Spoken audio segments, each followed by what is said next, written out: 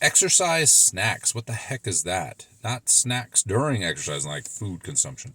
But there's this, in the research literature, this term has been coined that just as it sounds, just like we would snack with food, you snack with exercise. And what the heck? Why would you want to do that? Before I get into it, be subscribed to this channel and like the video if you end up liking it. Trying to release a video a day, except for on Sundays, and hopefully you're finding value in the content. Okay, what the heck is an exercise snack? So, recent article in Sports Medicine.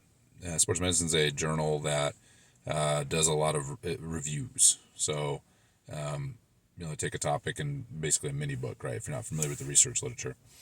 And I thought this was intriguing because for, I don't know, since I've been working with people, one of the things I've pushed for, especially during COVID, but just in general now, for anybody who's a remote worker, office worker, any kind of worker other than maybe like some of the trades or something like that, is taking as much as possible throughout the day and doing a blast of movement. It doesn't have to be anything crazy.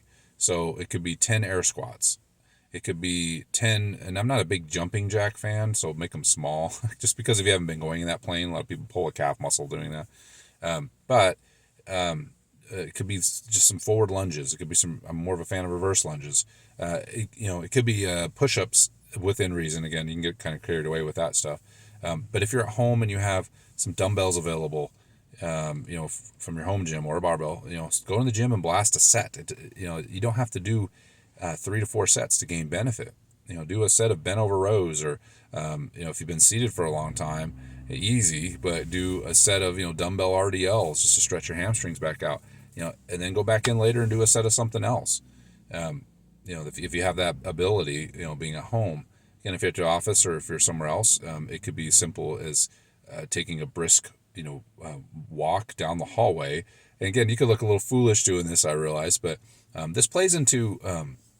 I wrote a book a few years ago. I'm not peddling it. It's not. I wrote it because I enjoyed writing it. It was called the Motionless Modern, and the reason I wrote the book is I would watch my kids move. Okay, and the whole premise, at least start of the book, was that kids can teach us a lot about movement. And what do kids do when they move? They move a lot if you let them. We don't kill them with making them sitting in chairs all day. But when they move pretty vigorously. Like if I walk from the car to the store with my son or my daughter, that's not going to probably be a leisurely walk. There's going to be hanging on my arm. There's going to be some skipping. There's going to be some jumping. There's going to be some sprinting. Those type of things are very typical. So I think that's a good kind of cue. We don't have to, do that. I always tell my wife I'm going to joke around and do that and just go, but I'll burn a ton of calories. I'll look foolish maybe, but we can do that in more of a more sensible way. If you get up and you have an office space, if you can walk down the hallway and go up the stairs and then come back down again. Some people may ask what you're doing. Tell them like, hey, I'm just trying to get some movement in, and then go back to your office. I'm gonna tell you a couple things that are gonna happen, and the research literature supports this with these exercise snacks. Number one, you live longer.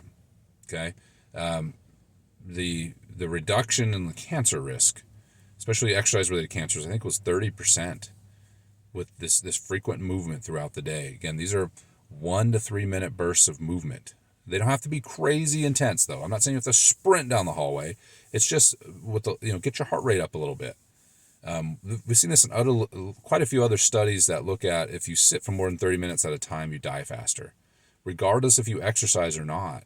Obviously, exercise makes that effect a little bit more blunted, but the point is that frequent movement, these exercise snacks, is better than even exercise and then sedentary the rest of the day. Okay, and so that's the first benefit is your mortality risk significantly goes down. I mentioned just cancer, but just all-cause mortality goes down as a result of. And again, it's hard to tease out the exact percentages because these studies aren't perfect, but I would range between 10 and 30% drop in all-cause mortality. That's pretty significant. That's a big deal. So you're going to add years to your life essentially. The second one is you're going to work better, especially if this is related to work. Blood flow heals, and blood flow also goes to your brain.